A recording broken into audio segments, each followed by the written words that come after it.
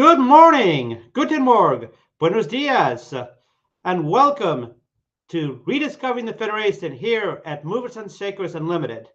My name is Chris Pavon, and once again, with the aid of Josh Pritchett, we are here to tell you what happened in the Federation 1,000 years from now. Josh, good morning. Good morning, Chris, and welcome all starships in the Alpha, Beta, Gamma, and Delta quadrants. How we doing this week, Chris? We're doing pretty well, Josh, and to start us off in 20 words or less, I will try to tell us what happened in the episode yesterday. The episode had lots of action. Saru got some explaining to do, and Raynor is one gigantic. Oh, I just ran out of words. Okay.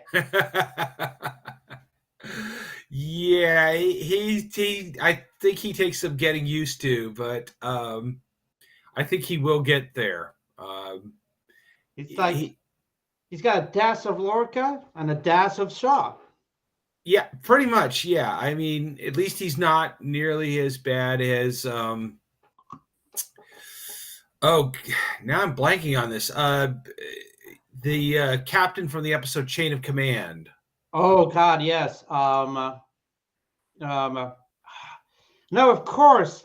It's a mind meld here thing, folks. If Josh forgets, then immediately I forget. So it's just I think we're kind of this is one of those senior moment things we're having. But yes, overall, I think it was a very good story. I think it was really moving. This season's major story arc. Jericho? Is it Jericho? Jellicoe. Jellicoe, that's it. Jellicoe, not Jericho. That's somebody else. Yeah. Somebody my nephew tried to tell everybody he was when he was 3 years old.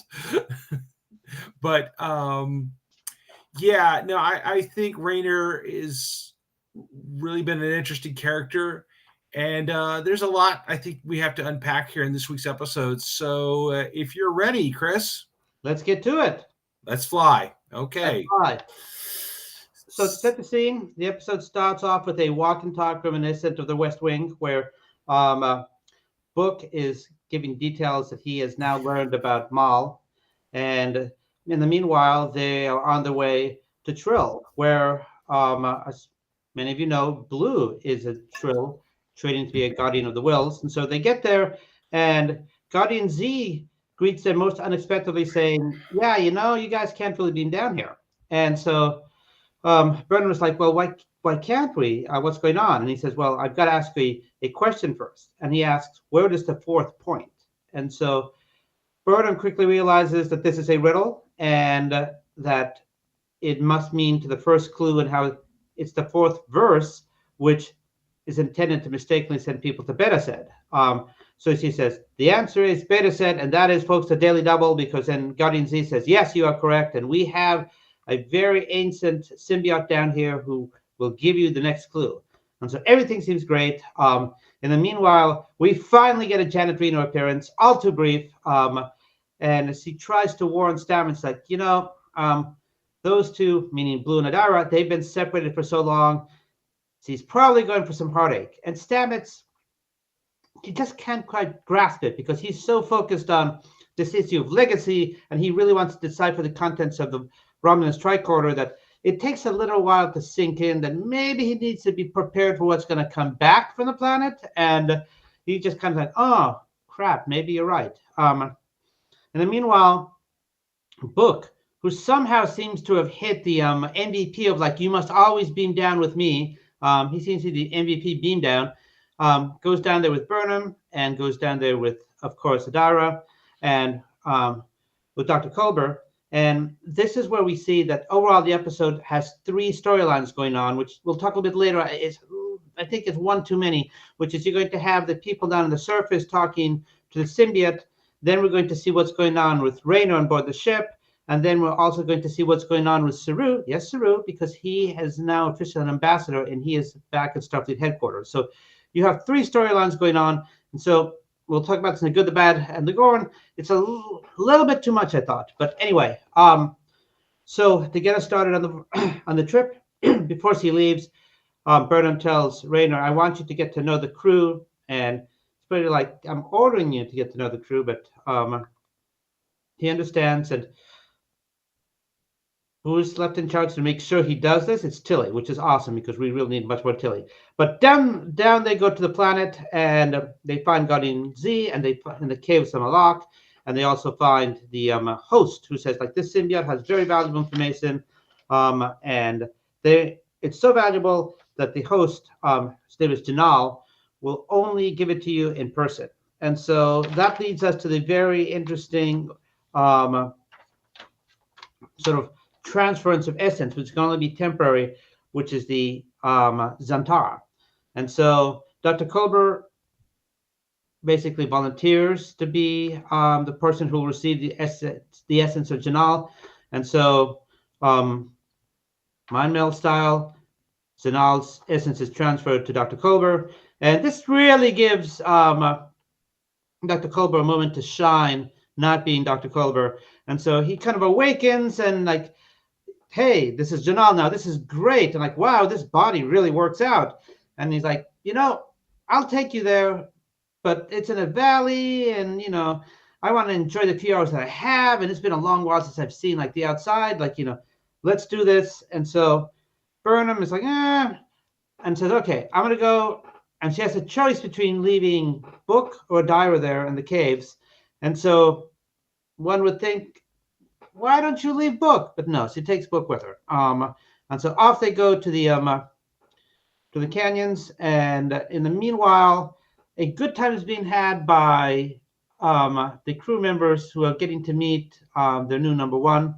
And at the Federation base, Saru is about to encounter some choppy waters. Joss, you want to take it from here? Basically, our new number one, Commander Rayner, tells Tilly to have the crew members report in, meets them for very short periods, short being the operative. He tells each crew member to tell them something about themselves in 20 words or less. And it is very awkward because, of course, the crew of Discovery is very friendly and wants to be open to Rayner, but Rayner is not having any of it. And after the various crew members who've been with Discovery for a while tell something about themselves, Rayner just dismisses them. He doesn't build on it, or at least seems not to. Then finally, Tilly just loses her patience and says, look, you just come off from a demotion. Captain Burnham sees something about you. What is your deal? You've just been demoted from captain to commander. And Rayner's just kind of like, meetings are just as long as they need to be. He, acts like he just doesn't seem to care. So Tilly just storms off. But then Stamets comes in, and he has figured out a number of things from the Romulan codes, which indicate that the progenitor's technology does far more than they could have imagined, that it could create new life, it could create new technologies, which could outshine the Pathfinder technology. And of course, it could possibly either create new life or reanimated dead life. So Rayner gives Stamets more time to speak because it's mission essential in his opinion. But then after that, he doesn't seem like he cares anymore. Saru, back at Federation headquarters, is prepping for his first council meeting, in which one of the Federation member worlds is wanting Starfleet to hurry up and build a new starbase because they are on the edge of Breen territory. And apparently the Breen have been engaged in a long internal conflict, which will probably lead to a new, more militant leader taking over, shades of Katemba from first season of Discovery. because they cannot get the starbase built sooner, Saru proposes a compromise in which Starfleet can up its patrols and have more of a presence in this species' home solar system. And it seems like things are going okay, but then the Vulcan president's secretary pulls Saru aside and addresses concerns he has about Saru marrying the president of of Vulcan and how that could be perceived by Vulcan purists, which is something that Saru had not really contemplated, but it distresses him nonetheless. So there's that. And meanwhile, Book, Michael, and the newly possessed Dr. Colbert are making their way across a what looks like a rock quarry. Of course, it's a rock quarry. I mean, rock quarries always look like alien planets for some reason, especially if you watch a lot of Stargate and Doctor Who. So, and don't forget medieval villages. Medieval villages, yes. We need a few medieval villages to tell us we're clearly on an alien planet, or we're at a Renaissance fair. Who could tell the difference? Chris, you want to go? You want to tell us what happens after that? So as we go through our rock quarry, hoping at some point we'll run into a medieval village to thus confirm that we are on an alien planet, Janal confirms that once upon a time, 800 years ago, he and 5 other scientists were asked by the Federation to try and find and learn about the progenitors' technology. And he says, after a long time, they did find a place with the technology in an unknown sector of space, and they tested it. And following the theme of this season, which is Raiders of the Lost Ark, trying to find something, a hidden treasure, he says one of his colleague scientists died quite horribly. And at that point, they realized, nope, this technology, it could be put to very bad use. And so we just have to hide it.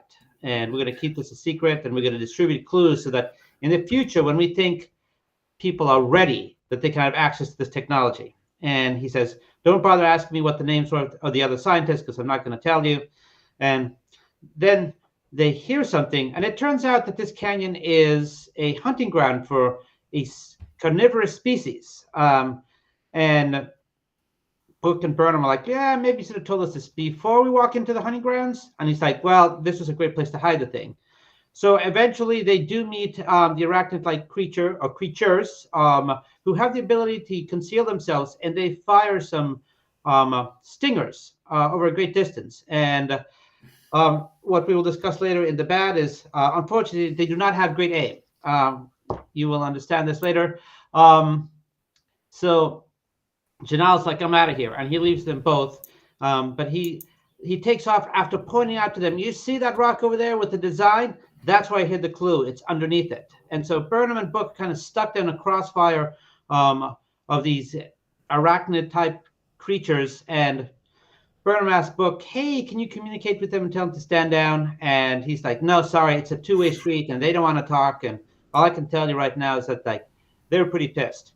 And you know who else is pretty pissed? It is Tarina, because Saru, because he thinks he's trying to do something good for her after talking to her aide Naboo, tells her, yeah, Tarina, maybe we should postpone our wedding announcement. And she's like, why would you try to tell me what is good for me? Don't you trust that I know what is the best thing to do for myself? So that's character number 2 pissed off. And then character number 3 pissed off turns out to be, as you alluded, it's Tilly, because she's just had enough of Rayner and just storms off. Although we do get to see a brilliant scene. We have a gruff-off between Reno and Rayner. And I'm not quite sure which of them actually was gruff in that instance. But there is a point where Rayner just tells her, and then we got Reno, and yeah, we got Reno. But anyway, so we need conflict resolution to all 3 conflicts that we have going on here. So conflict number 1 was resumed when Burnham and Book decide, okay, you know what? We got to leave here, because they realize that the clue is near a nest for these creatures, and that these creatures are really, they're not trying to hunt them to eat them. They're trying to prevent them from tampering with the nest, because they see them as a threat. And they said, okay, let's put away the phasers. Book, let's walk out. And he walks up to the hands open, because they realize this is an intelligent species, and says, or at least risks that they are an intelligent species, and asks Book, now that they're calm and we're walking up with our palms open, try to communicate with them and tell them that, like, we're out of here. And so Book does this, and the creatures agree to let them go, and they're leaving. And what do you know? There's Janelle, and he's just kind of there taking in the day. And Burnham realizes, this was a test, wasn't it? And he says, yes. Says, I wanted to see what you would do if you encountered a problem with a species you didn't understand, whether you would try to just like take them out, force your way in, or if you would try to attempt to communicate and understand with them, their perspective. And so having passed, he says, congratulations, and he hands them the second clue, which apparently he's just putting a rock someplace nearby. And then they're both like, so that thing was, and he says, it was a red herring, but to be honest, I've never understood that saying, because herrings are never red. And Burnham says, that's sort of the point. And he's like, okay. And so they both walk off, heading back to the caves of Malak, where Adira and Blue have had a heart-to-heart, and Jan and Reno again calls it. They decide, because their career paths have taken them in such different ways. Blue is really enjoying training to be a Guardian, and Adira is really taking off in a Starfleet career, that and that they really are enjoying living lives as separate beings now, that while they will remain friends, but they're going to part their separate ways. Josh, do you want to take us home with the other two? Yes. So Rayner and Tilly meet up at Red's, their version of 10 Forward aboard Discovery, and Rayner is attempting to try to make small talk and points out what he has deduced from his short conversations with each crew member, and points out that he recognizes that Linus respects and loves the traditional mating customs of his people, that various crew members have, seen danger, and, that he's learned everything from these short conversations that he feels he needs to know. Tilly points out that, on the other hand, analyzing people is not the same as getting to know them or earning their trust. And, they feel like that. Rayner points out, well, trust is a two-way street. And Tilly's like, yes, I agree, but you're not giving them enough reason to trust or like you. So Rayner is starting to think about this, and it's like, that he's been a captain for many years, and he's always had this professional distance from his crew.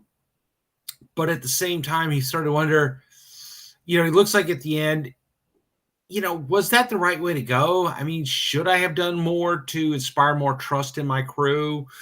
That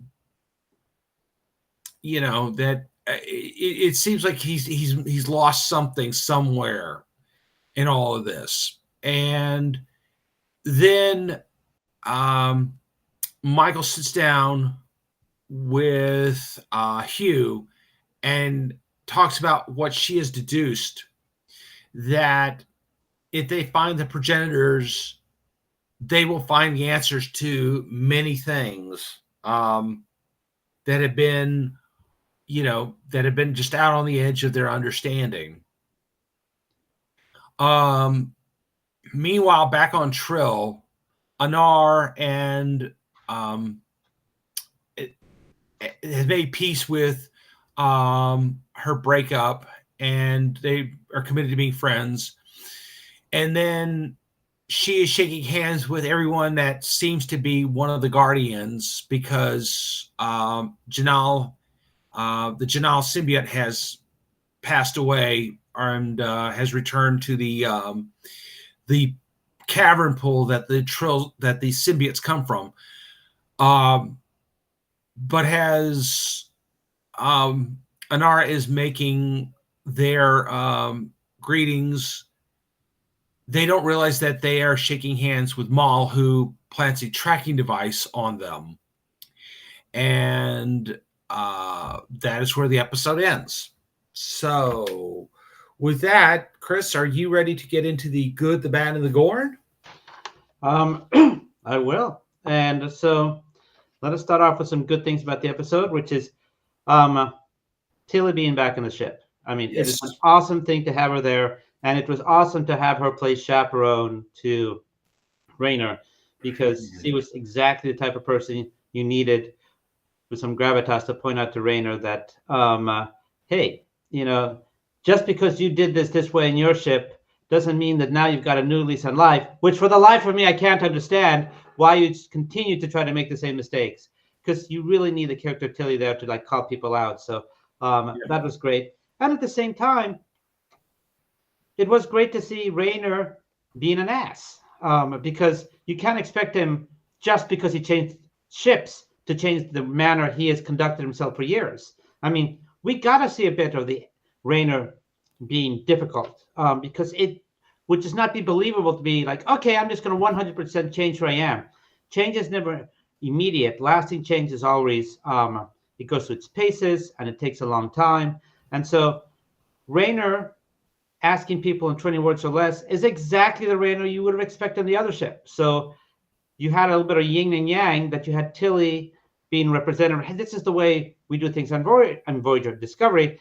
And we have Raynor being like, this is the way I did things. It seemed to work for me. And the guy is smart, because while we think that 20 words or less is not enough to learn anything about people, as you pointed out, Josh, he actually learns a lot in those 20 words. Because when they're at the bar, it's like, oh, wow, he really did listen. So he is capable of listening and deducing. It's the caring part that he really needs some help with. And again, Jet Reno, I mean, it was all too brief.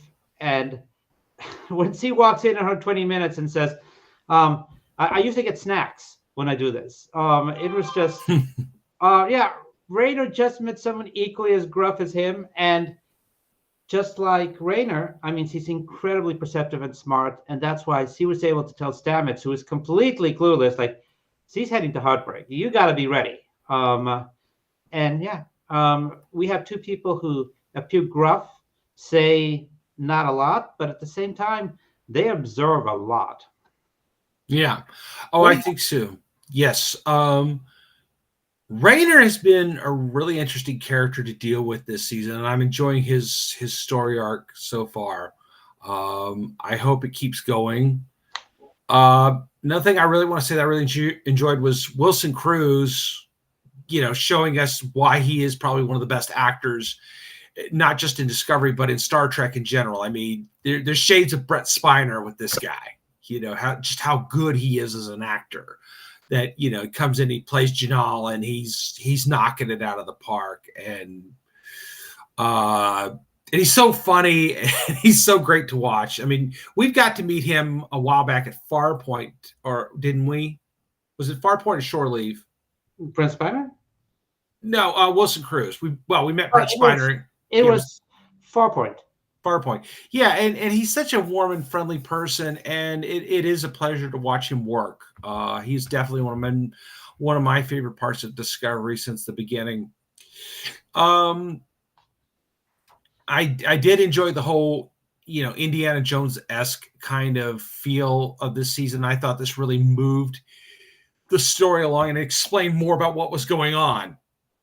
That these scientists that were from the Federation and non-Federation nation states got together to find out more about the progenitors, and they discovered where their technology came from. But it was so dangerous, and it's right in the middle of the Dominion War, so we cannot let this get out. And it's amazing to me that we're dealing with a universe that it's never completely gotten over the Dominion War. I mean, we may be 800 years into the future after the Dominion War, but it's still on a lot of people's minds. And, just as much as, the Emerald Chain almost taking over the galaxy is on people's minds. So, I love the fact that that's being referred to. I mean, that was honestly one of the strongest, things in, that this is still shaping the course of Star Trek. But also, another thing I really liked is when they were talking in the meeting about the Breen. Okay. For those of you who don't remember, the Breen became allies of the Dominion towards the end of the war when it looked like they were going to be able to turn the course of it back. But, and I think there was a huge setup there for them for a future Star Trek show, but obviously that never happened. So now I'm wondering if that's what's going to be going on. And we have all this prep work going on for Starfleet Academy. So I'm guessing the Breen and the Tholians are going to be a major part of that going forward. So I'm like, okay, we're getting nice little hints about what we've got coming down the pipe here. And I'm really, it's whetting my appetite for things to come. What do you think, Chris? It's possible, but also let's not forget the significant threat of the Gorn. They are out there. We know that they destroyed the subspace communication relays when they first got there. So, yes, pay attention to the Breen, but don't forget about the Gorn. Yeah. And don't forget about the Klingons. Yeah, Klingons, do they? I haven't seen any proof the Klingon Empire is still around 800 years in the future. I'm just saying. I haven't seen even if the Empire isn't around, I mean, there has to be something of the Klingon. I want to know what's going on with my people. I want to know what's going on with the Klingons. Maybe the Gorn ate them. Maybe the Gorn ate them. Oh, no. I'm just saying. No, we would have eaten them first. Okay. We'd have made boots of them. Good. So the other thing I liked about this episode was how people are thrusted into uncomfortable situations and just don't adapt quickly, because that would not be good writing. Like we talked about Rayner, how he can't just adapt immediately. And also Saru, because he quickly finds out that being an ambassador is not quite as smooth as being number one in a starship. And I really like that Tarina sort of put him in his place, because like he just listens to like one political advisor and tries to go like, oh, well, I just listened to one opinion, one guy, and he must be right because he told me this. So I'm just going to try to, without talking to Tarina, my future partner, I'm just going to try and do things completely differently. No, I'm glad she put him in his place. And I'm glad also that his becoming an ambassador is also not going to be a smooth process, because it's a totally new experience for him, both being an ambassador and being like, soon to be wed to someone. And I liked how Tarina said, did you ever consider that I should tell my constituents now so that they don't think I'm trying to hide this, and then they will never trust me again?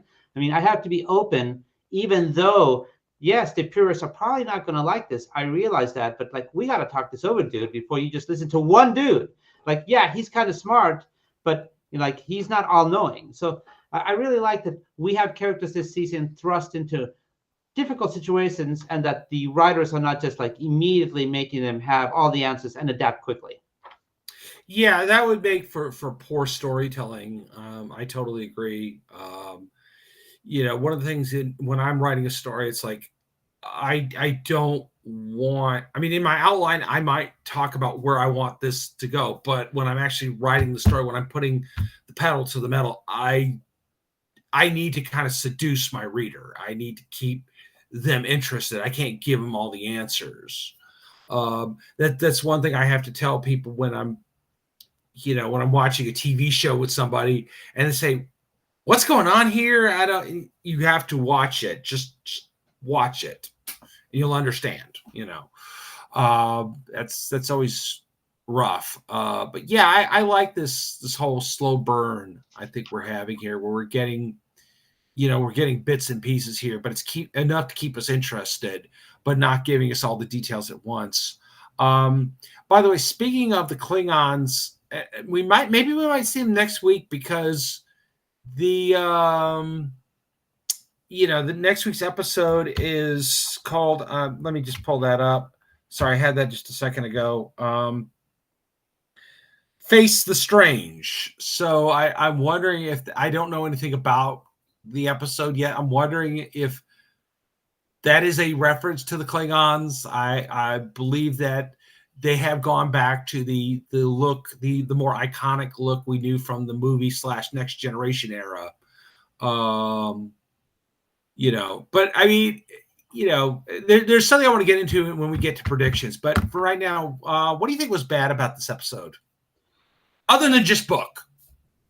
But that those carnivorous insectoid aliens that can cloak themselves don't have better aim, because they do manage to hit Book in the leg. But I'm like, come on, a little higher up, people. And that also the quill is not poisonous. Why does Book always go down on the landing party? I mean, has he got the MVP pass? Like, okay, no, sorry. I know Burnham said you want to go down, but I got my MVP pass, which means I get to cut in line. I'm cutting in line to go down to the planet. I'm like, there are other people that could beam down. Why is it always Book? So yes, if only like this stinger could have gone like just a little bit higher. But aside from my criticism of the alien cloaking insectoid by view, it was pretty cool. They're kind of dragon-like. I found that the alien giant insectoids to be very believable, with their that they have their dermal skin can refract light as a natural camouflage, which there are species on Earth, obviously the chameleon and a few others, that can have evolved to be able to do something similar. So I'm following along the thread now while we're on Trill. I would have liked an explanation of if the Janal symbiote is so valuable. How do they ensure that it didn't perish during the burn? Like, I would have liked like a sentence just saying, listen, my symbiote was viewed as so valuable, because they admit that they've known that you have a symbiote who has a secret for 800 years. Like, I was never allowed to leave the planet. Like, I had to stay here. Just something, because otherwise, like, so you've got a symbiote with an incredibly valuable secret, and you're just going to let him go out on missions? You're going to let him go out into space, and just something like he was so valuable that whoever took him as host, like, they had to stay on the planet like forever. I mean, just some sort of explanation of why or how they managed to ensure that this information lasted for 800 years. Yeah, I would think with Janal, the symbiote, actually I think the symbiote was called Brix, was the symbiote's name. Janal was just one of the hosts. But Brix, I think that it,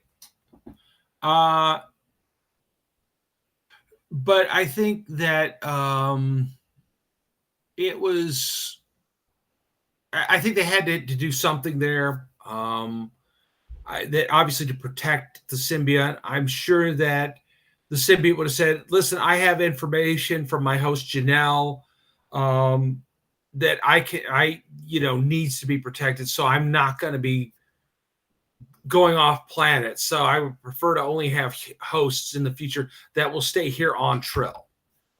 And obviously willing itself to live much longer than the average symbiont. I forget what the lifespan of symbionts were. I think it was established somewhere on Deep Space Nine. That obviously the Trill humanoid has a fairly normal lifespan, but the symbiote goes many more generations after that, carrying the memories of each host, like the Dax symbiote. I just want to also just throw in there, just before we get to your percentages of the bad, that I also just did not like that we had 3 narrative threads. I thought that was too much. 2 I think we needed, but 3 going on in the same episode, there was a lot. Granted, we didn't have like an adventure-thrilled episode, right? We didn't have like giant like avalanches threatening to destroy an entire like settlement. Mm-hmm. So you need to fill out the way somehow, the lack of action. But I thought 3 storylines in one episode was too much. But what did you think did not go well with the episode? I'm not sure that anything really bad went in. I mean, I think that clearly Locke and Maul were going to figure out that there was a fifth stanza to the poem.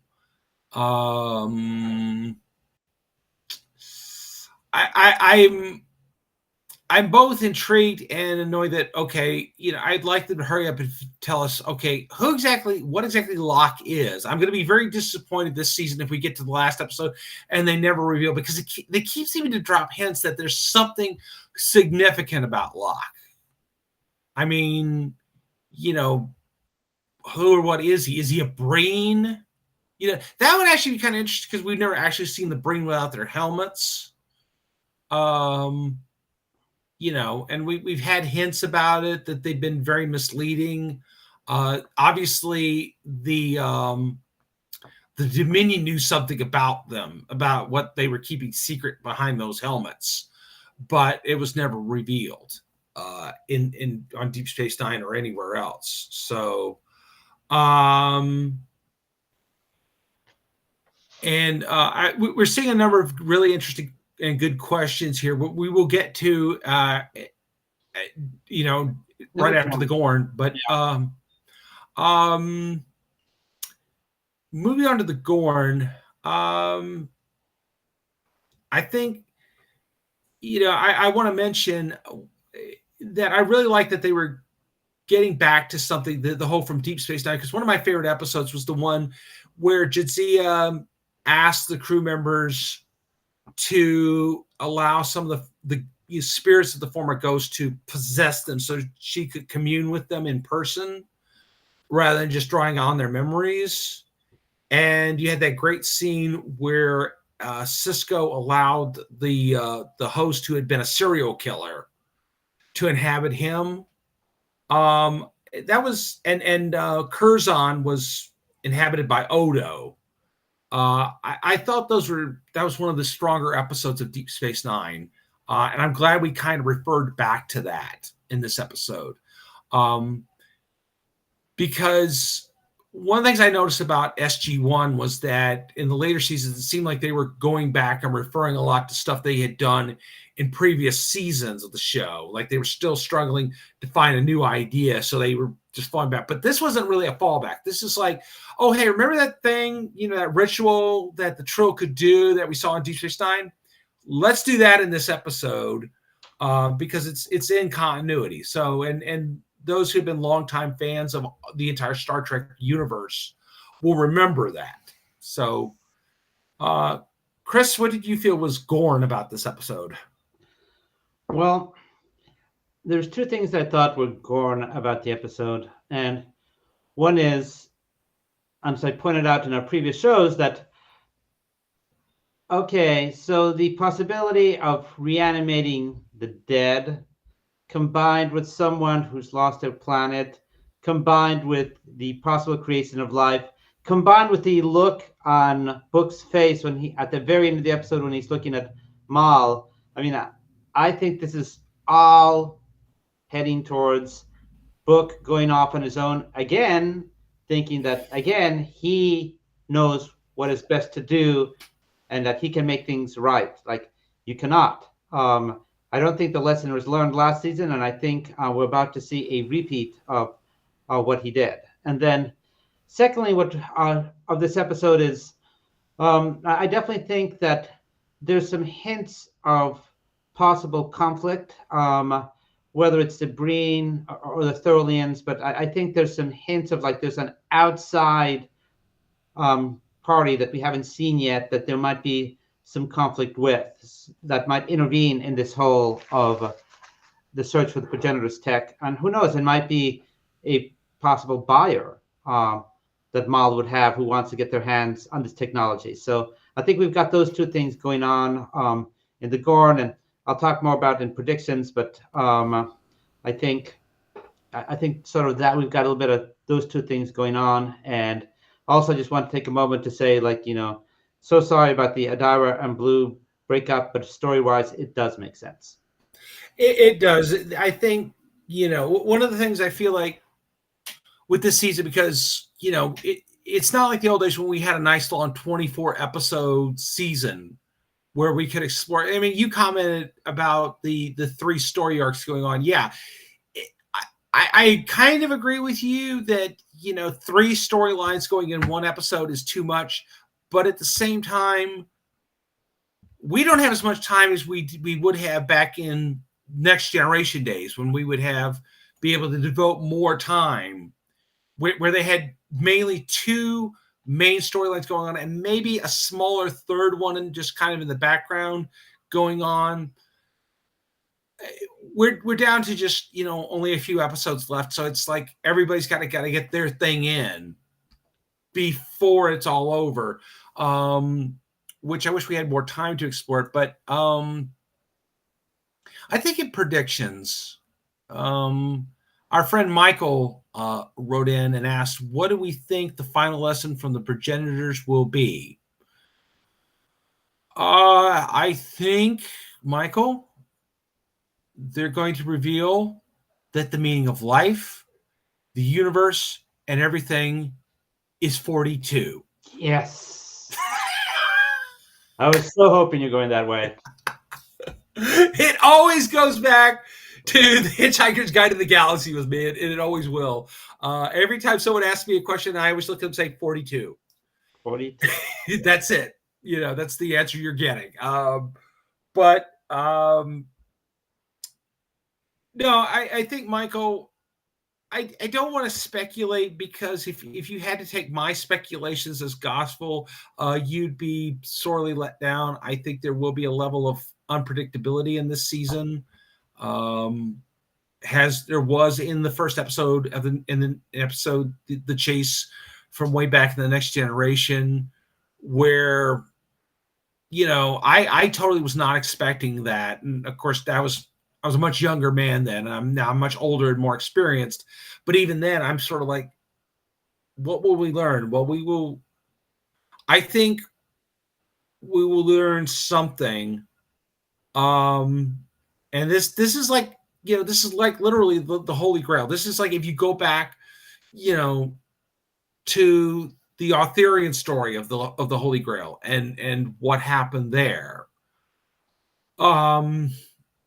It's going to be something I don't think we can imagine just yet. But I think we will be very, very surprised when we get there. Chris, what are your predictions? Well, my predictions are that Mal and Locke will continue not to be caught, not because of they are too slippery, but because the Federation seems equally inept at catching them. I mean, come on, you're going to leave probes back at the previous planet for when they realized they went in error to Beta Z? I mean, why not leave a ship or two just waiting for them to catch them as soon as they come back? I mean, Why leave it so easy for them to just go back and realize, oh, we made a mistake? No, leave some ships there. And then equally, when Mal manages to place the tracker onto Adara, I'm like, if Raynor had been in command, he would have been like, everyone back up immediately, because now we know where to go. This is like mission sensitive. I mean, how could you just like let her hang back there for someone like Mal to come and place a tracker on them? I mean, they will not be able to catch them, because it seems that Federation security has become not quite what it used to be. And so it seems actually it's become as easy to like get around the Federation as easy as it is to take the bridge, because we know if there's any part of this ship that any of us could take quite easily, it's the bridge. So yeah, they will continue to elude them, because Starfleet just does not seem to like get it together. Maybe they need to hire Raynor to be in charge of security, and then maybe we would see some changes, and maybe they would be caught. So I think they will find a buyer for the technology. It might be this third party like the Breen or the Tholians that we mentioned before. And that is going to up the stakes about finding this. Then it'll be a real race. And I also predict that, there's going to be some political ramifications for Trina marrying Saru, and will she lose her post? I mean, maybe she will. But on the other hand, I think they will gain being as a couple together. So I think we will see some changes to the political prominence of Trina as a consequence. I mean, just because Nabu is kind of wrong in trying to influence Saru this way doesn't mean that he's unnecessarily right.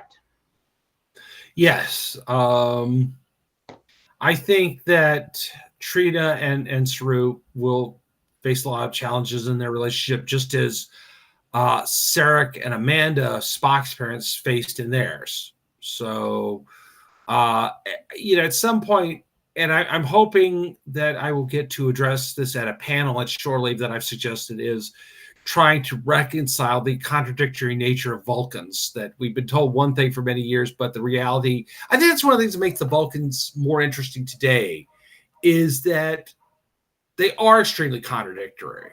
I mean, they say, we want to be logical, but sometimes maybe logic isn't right. And that many of them, because they are logical, have achieved an illogical position that we are superior somehow. And the Federation is lucky to have us as members. Well, yes, but the same could be said for the Andorians or the humans or the Tellarites or the Beta Zeds, But Josh, I want to make a prediction you're not going to like. Are you ready? Dear. Okay. Are you ready to take the blow I'm about to give you? Okay. We're not going to see Klingons. No! I knew you'd take it hard, but that's my prediction. With the rest of the season, we are still not going to see a single Klingon. So I may have to wait till Starfleet Academy before I find out what happened to the Klingons. You might, my friend. You might. That's my prediction. Well, and also I'm going to toss in on as I said before, Book is going to try and go off, and Book is going to try to resurrect his planet with the technology. Yeah, that's a possibility, given his past history, that he may try to bring his people back. I almost forgot, I did have kind of a prediction that maybe the progenitors technology is how we're going to explain why the Klingons looked different in season 1 of Discovery. That, they somehow sent something back into time to the Klingon evolution, and that's how they looked different. So, I'm saying, that the whole thing about, okay, they look like reptiles in season 1 of Discovery, then maybe it was predestined that Discovery was supposed to go into the future and send something back in time that makes the Klingons look more like Worf here, or me and my Klingon makeup. So I don't know. So before we move on to goodbyes, I did want to address something, which is we heard the very good news that even though season 3 hasn't aired yet, we will get a season 4 of Star Trek: Strange New Worlds. Yes. Couldn't be happier. But just like those of us realized that magic comes at a price, this may have come at a price, which means this fall will be the final season of Lower Decks. Yeah, I am not happy about that. I'm gonna miss it. I mean, on the one hand, yeah, you do want them to go out on top, giving it 100%. You don't want it to be like The Simpsons, that it's still on after 30 years, and it's yeah, it's Simpsons, which clearly still has a core audience that has been watching it forever, and some of us who just kind of fell off to the wayside a long time ago, and we're surprised, is that show still on? But I think now, maybe going out on top will be the best thing. We will see in season 5 of Star Trek Lower Decks, and we will definitely get into that when we get back there. But yeah, it was great news to find out that yes, they've already been greenlit for season 4 of Strange New Worlds, and hopefully we will be. Obviously they're getting to work on Starfleet Academy, which apparently there is a writer's room that has been set up for them. Part of it. Yes, and it does appear as there's been some action on the Kelvin timeline, that they've hired yet another director, and it's but we've been waiting for nearly a decade now for the fourth Kelvin timeline movie, but apparently this one's going to be a sequel, so there might not even be Chris Pine or Zachary Quinto in this film. So I'm going to borrow from our community fans, that we know you're out there, and say that my hopes for Lower Decks was 7 seasons and a movie. So yes, we're going to fall a couple of seasons short, but I still have the hope that yes, it's going to be a final season of 45 episodes. I would love a 45 episode season of Lower Decks. I would be very, very happy. So if we have any other Lower Decks fans out there, feel free as in the chat to put out there if you love Lower Decks. We do too. And Josh, we're getting close to time, but I also wanted to put out a shout out to another animated show that is fantastic out there. And it's not Star Trek related, so I'm going off topic. So our producer could sanction me at any moment now. But I think I see her, I think I just want to say that for those of us who are fans, X-Men 97 has been incredible. Oh, yes. And that 5th episode was like, oh my God. Yes. All I will say, I'm not giving you spoilers. I'm just going to say the title of this week's episode was Remember It. And if you were fans of the original X-Men cartoon, you will understand. It was incredible. Hence my homage right here of Next Generation and also X-Men. If you like the X-Men, you need to be watching X-Men 97 because it's 10 episodes. That 5th episode was like, oh my God. Yeah, it revived my love of the X-Men. That I think, because I will admit it, I have stopped reading the comic books a while back because the storylines I have not enjoyed them. But the X-Men, the return of this cartoon, which I looked forward to every day that it was on back in the 1990s, has really made me happy again to see them. And I'm very excited about, I hope that it continues on for a few more seasons. And it was really amazing. One last thing before we go, a special shout out to our executive producer, Mr. Brandon Troy. Has this week is his birthday week. Yes, he's getting up there in years, but he still somehow manages to make all of this happen for us. So, Brandon, happy birthday, buddy. Happy birthday. We love you. Thank you very much for all the hard work you're doing for us. And both of us. Yes, and making this happen. And also our thoughts go out to the people of Israel after the bombing that occurred this weekend. We are, it's very sad. So, Josh, it is time to wrap things up. So I will say my goodbyes, and I will say that for anyone in the Maryland, DC, Virginia region, there's a great con that's happening today in Chantilly at the Dulles Expo Center. It's Big Lit Comic Con. I was there yesterday, had a great time. Cal Dodd, who's the voice of Wolverine in the X-Men, is there. So if you have some time between now and 5 p.m. at Dulles Expo Center, it's only 12:30 now. You still have lots of time to go and enjoy yourself at a really good con. So with that said, I am Chris Pabon. You can find me at Verde Cosplay on Instagram. Peace and long life. And I am Josh Pritchett. You can find me on Facebook at Josh Pritchett Jr., but I sometimes go by the name Mabel. No, I'm kidding. I don't go by that name at all. Live long and prosper, everybody. Have a great week. Oh, we will be back in 2 weeks, folks, because next weekend we're all going to be having other commitments. So please tune back then. Yes.